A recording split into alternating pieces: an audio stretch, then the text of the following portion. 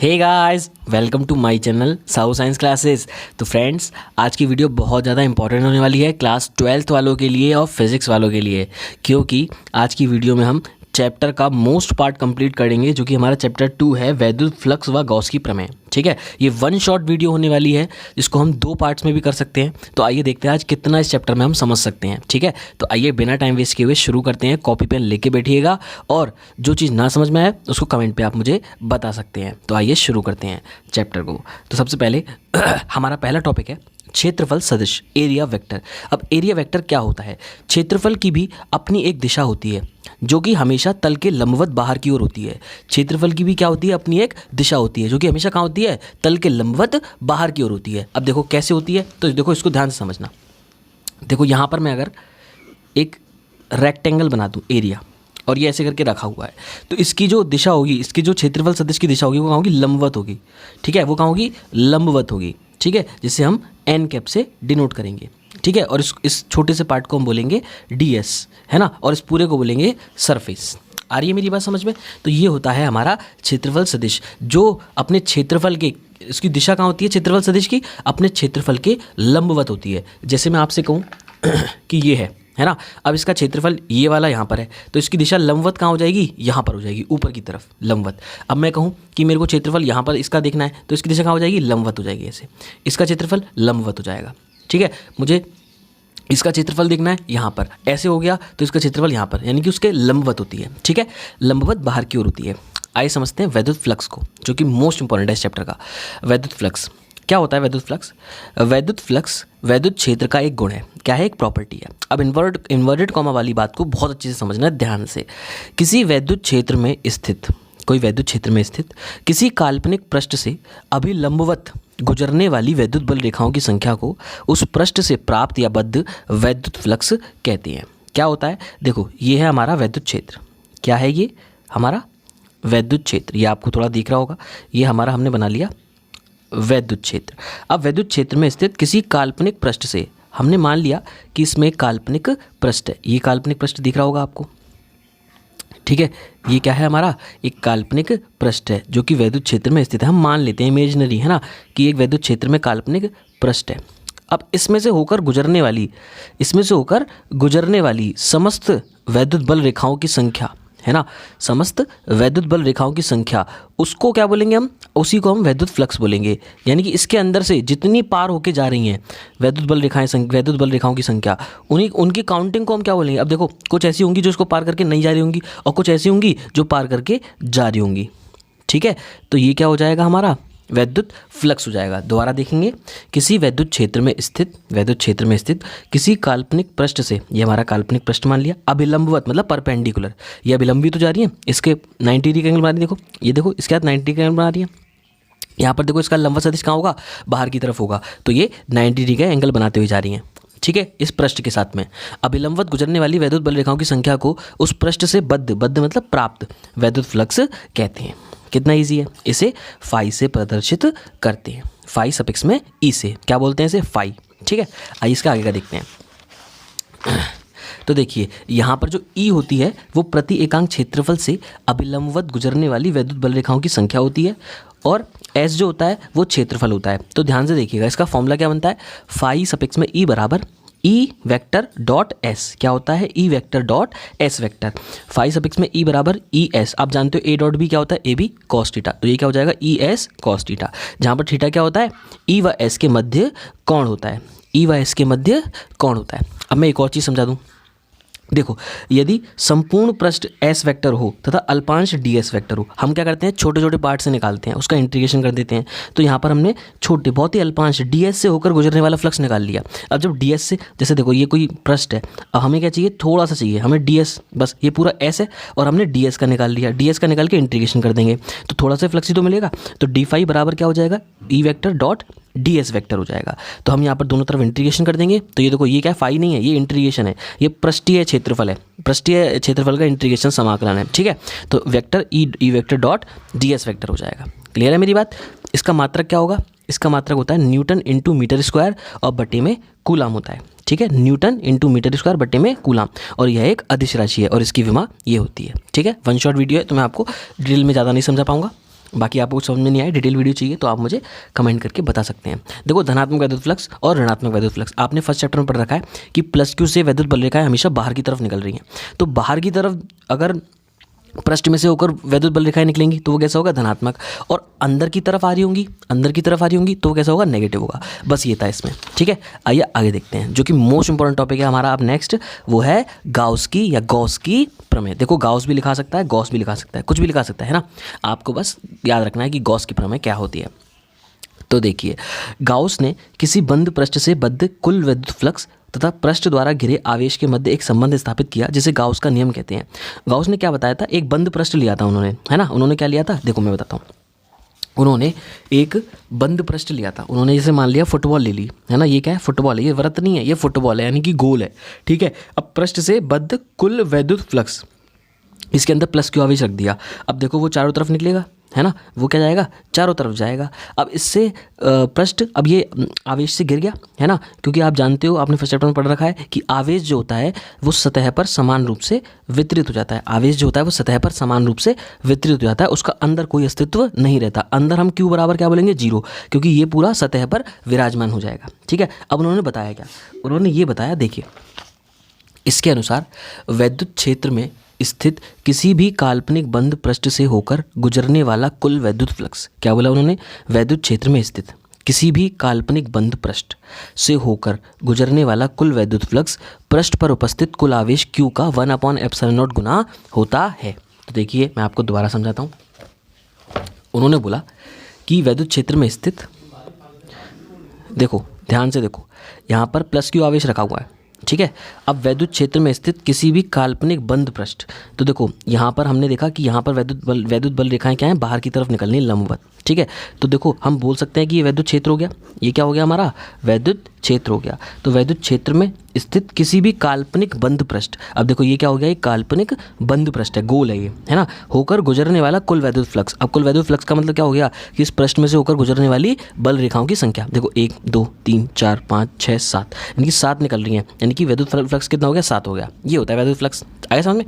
तो देखो वैद्युत क्षेत्र में स्थित किसी भी काल्पनिक बंद पृष्ठ से होकर गुजरने वाला कुल वैद्युत फ्लक्स, फाई सफिक्स में ई, उसके बाद उसने क्या बोला था, कुल वैद्युत फ्लक्स पृष्ठ पर उपस्थित, इस पृष्ठ पर उपस्थित कुल आवेश Q, कुल आवेश कितना है, Q का 1/ε0 गुना होता है, 1/ε0 गुना होता है। यही होती है हमारी गॉस की प्रमेय, ठीक है। दोबारा स्टेटमेंट देख लेंगे। इसके अनुसार वैद्युत क्षेत्र में स्थित किसी भी काल्पनिक बंद पृष्ठ से होकर, किसी भी काल्पनिक बंद पृष्ठ से होकर गुजरने वाला कुल वैद्युत फ्लक्स, गुजरने वाला कुल वैद्युत फ्लक्स पृष्ठ पर उपस्थित कुल आवेश, पृष्ठ पर जितना भी आवेश है उस Q का 1/ε0 गुना मतलब मल्टीपल होता है, अर्थात Q सफिक्स में E बराबर Q अपॉन, मतलब फाई सफिक्स में E बराबर Q/ε0। और अभी हमने लास्ट पढ़ा था कि फाई जो होता है वो किसके बराबर होता है, देखो यहाँ पे पढ़ा था फाई जो होता है किसके बराबर होता है, इंटीग्रेशन E.ds, किसके बराबर होता है, E.ds। तो देखो इंटीग्रेशन E.ds यानी कि फाई की जगह पे ये आ गया, बराबर होगा Q/ε0। ये दोनों फॉर्मूले बहुत ज़्यादा इंपॉर्टेंट है। इसके बाद आती है हमारी गॉस की प्रमेय का निगमन। तो ध्यान से समझेंगे इसको, गॉस की प्रमेय के निगमन को। देखिए अभी जो मैंने डायग्राम बनाया था ये बस वही है, बिल्कुल वही है ये। देखो मैंने आपको बताया था कि जो आवेश होता है वो पृष्ठ पर समान रूप से वितरित हो जाता है। अब इसमें विद्युत बल रेखाएं बनाई नहीं है बस, है ना। मान लीजिए विद्युत बल रेखाएं हैं लेकिन हमने बनाई नहीं है बस। और ये गोला ले लिया, देखो डायग्राम बहुत अच्छा है, हमने गोला ले लिया है और देखो हमने इस गोले के एक छोटा सा अल्पांश मान लिया है। गोले पर हमने क्या मान लिया, एक छोटा सा अल्पांश मान लिया। ये हमारा अल्पांश है गोले पर, ठीक है।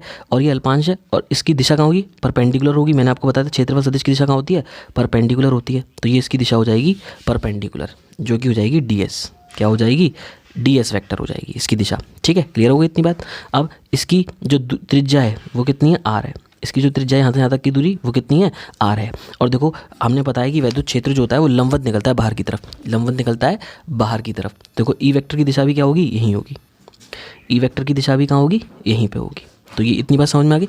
और ये छोटा सा पार्ट इसका नाम क्या है, ds है, ठीक है। इतनी बात समझ में आ गई। तो ये गोला है हमारा, ठीक है, ये ds है, इस पूरे का क्षेत्रफल s होगा तो इसका ds हो गया। और देखो ds वेक्टर की दिशा क्या होगी, लंबवत बाहर की तरफ। e की दिशा भी क्या होगी, लंबवत बाहर की तरफ। और ये त्रिज्या r हो गई। डायग्राम समझ में आ गया।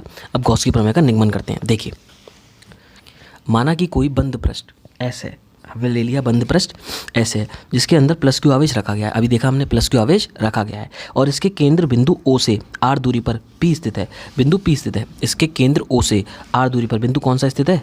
पी स्थित है। ठीक है, इसके बाद देखो तब प्लस क्यू आवेश के कारण बिंदु पी पर वैद्युत क्षेत्र की तीव्रता, तब प्लस क्यू आवेश के कारण बिंदु पी पर वैद्युत क्षेत्र की तीव्रता ई वेक्टर बराबर क्या होगा? ये वाली बात आपको पता है, फर्स्ट चैप्टर में पढ़ी थी 1/4 pi epsilon naught Q upon R square. ये बिंदु आवेश के कारण वैद्युत क्षेत्र की तीव्रता होती है, नहीं पता तो याद कर लेना। ई वेक्टर बराबर 1/4 pi epsilon naught Q upon R square, किसके? बिंदु आवेश के कारण। ठीक है, अब देखो क्षेत्रफल अल्पांश ds से गुजरने वाला फ्लक्स, अभी हमने पढ़ा अल्पांश से गुजरने वाला क्या होगा? डी फाई बराबर ई डॉट डी एस होगा। अभी पढ़ा पीछे हमने डी फाई बराबर ई डॉट डी एस वैक्टर होगा और डी फाई ई बराबर, अब देखो इसको खोल देंगे ए डॉट बी तो E D S cos theta, E D S cos theta हो जाएगा। अब चूंकि वैद्युत क्षेत्र ई वेक्टर क्षेत्रफल सदिश डी एस वेक्टर इन दोनों की दिशा समान है। अभी आपने देखा कि डी एस वेक्टर और ई वेक्टर इन दोनों की दिशा कैसी है? समान है। अब जब समान होती हैं तो आपको पता होना चाहिए इनके बीच में एंगल कितना बनता है? 0। कभी भी किसी की दिशा समान है तो उनके बीच में एंगल कितना बनेगा? 0, यानी कि थीटा कितना हो गया? 0। यहाँ पर हम थीटा की वैल्यू पुट कर देंगे तो ये हो जाएगा cos 0। तो डी फाई बराबर E D S cos 0, cos 0 बराबर कितना होता है? 1। तो डी फाई बराबर हो जाएगा ई डी एस, जो कि सेकेंड इक्वेशन हो गई।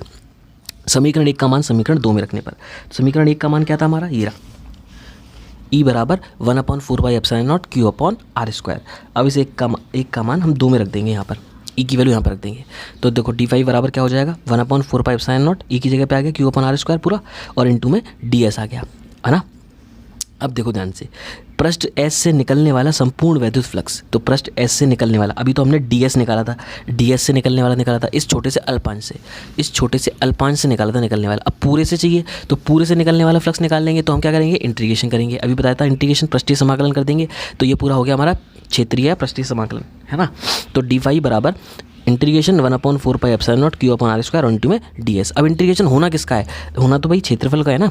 देखो ये डी इसी के साथ लग रहा है, जिसका डी होता है उसी का इंटीग्रेशन होता है, और इंटीग्रेशन से डी कैंसिल हो जाता है। तो देखो यहाँ पर इंटीग्रेशन से डी कैंसिल हो जाएगा, क्या बचेगा? फाई बचेगा। यहाँ इंटीग्रेशन से डी हट जाएगा, एरिया आ जाएगा। किसका एरिया आ जाएगा? गोले का एरिया। तो देखिए आगे,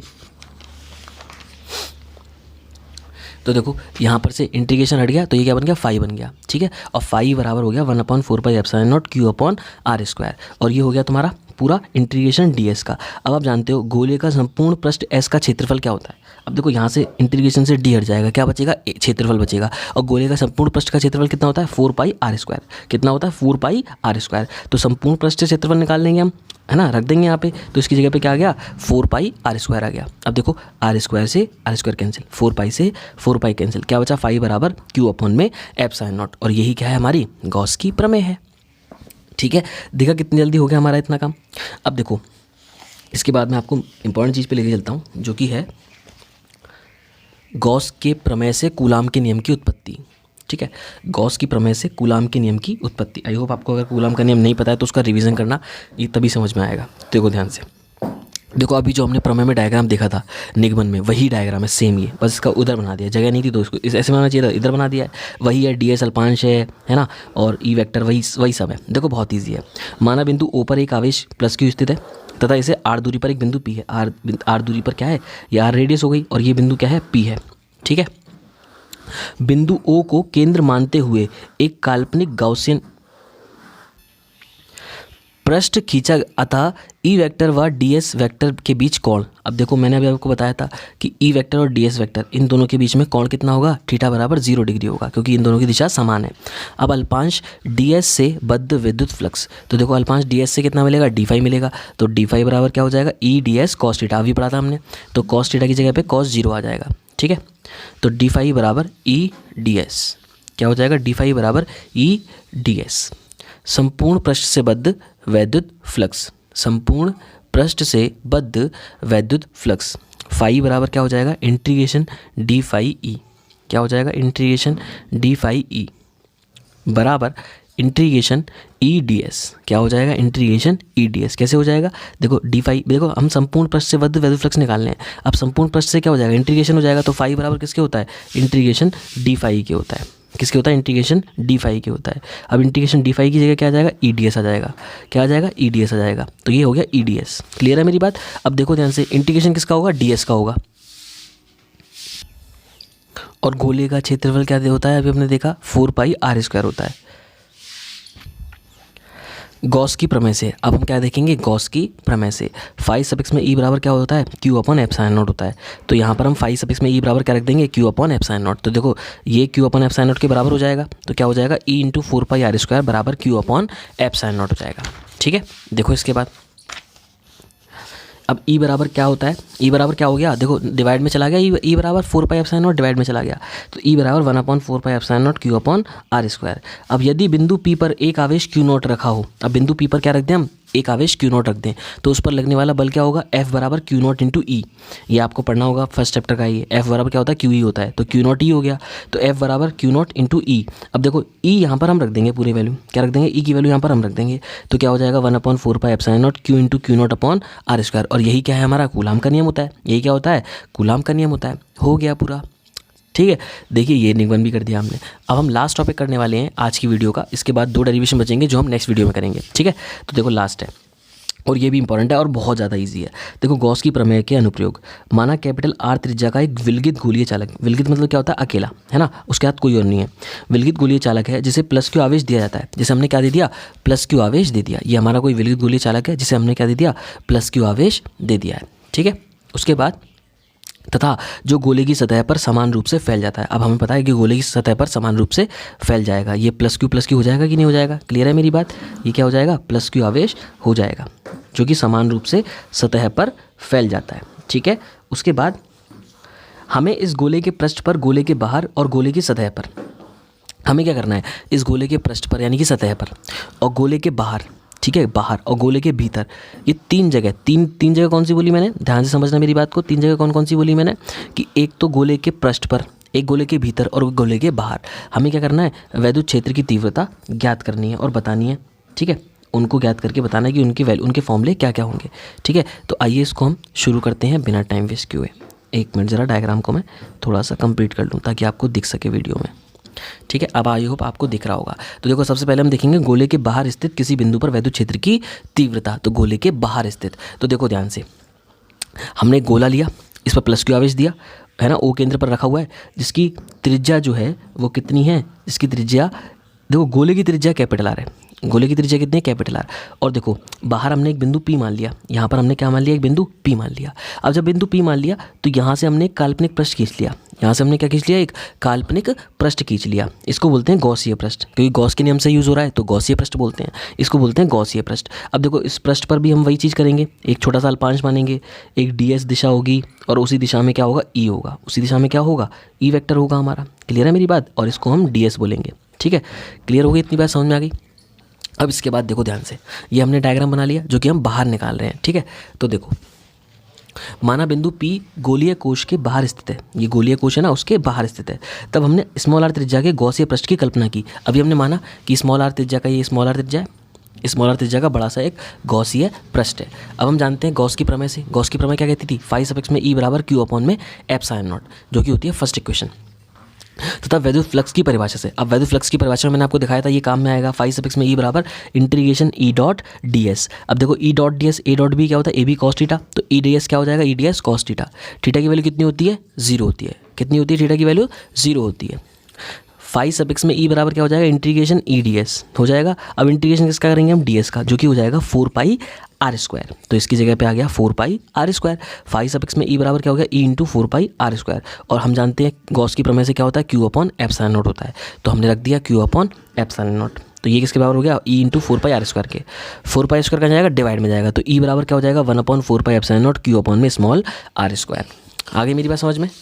देखो अब दूसरा देखते हैं, दूसरा है यदि बिंदु P गोले की सतह पर हो। अब बिंदु P कहाँ पर है, सतह पर है, तो अभी सतह पर तो हम निकाल चुके हैं आराम से, सतह पर तो हमने क्या निकाला था, R बिंदु P गोले के पर स्थित है, कहाँ पर स्थित है, अब यदि बिंदु कहाँ पर है, P गोले पर, तो देखो ध्यान से सब कुछ वही होगा, यहाँ पर सब कुछ वही होगा, बस स्मॉल r की जगह क्या आ जाएगा, कैपिटल R आ जाएगा। क्या आ जाएगा, स्मॉल r की जगह कैपिटल R, क्योंकि अब त्रिज्या कितनी है, कैपिटल R है। ठीक है, तो यहाँ पर आ जाएगा ई बराबर 1/4π एप्सिलॉन नॉट क्यू अपॉन में r²।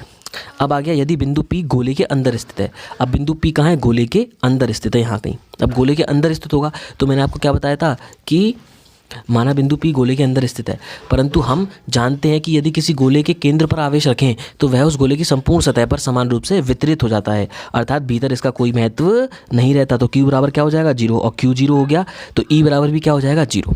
ठीक है, आई होप आपको इतना समझ में आया हो। और नेक्स्ट वीडियो में हम रेखीय आवेश घनत्व और पृष्ठीय आवेश घनत्व पर बेस्ड ये 2 डेरिवेशन करने वाले हैं। ये बहुत ज़्यादा इंपॉर्टेंट है, एक ये वाला है और एक ये वाला है। ठीक है, और 2 चैप्टर में आपका गॉस वाला चैप्टर पूरा कंप्लीट हो जाएगा। ठीक है, आई होप आपको वीडियो अच्छी लगी हो। वीडियो अच्छी लगी तो वीडियो को लाइक करना और फ्रेंड्स के साथ शेयर करना, क्योंकि आपके एग्जाम बहुत करीब आ चुके हैं, तो और बहुत अच्छे से पढ़ाई करना स्टार्ट कर दीजिए। मिलते हैं बहुत जल्द नेक्स्ट वीडियो में। Goodbye guys.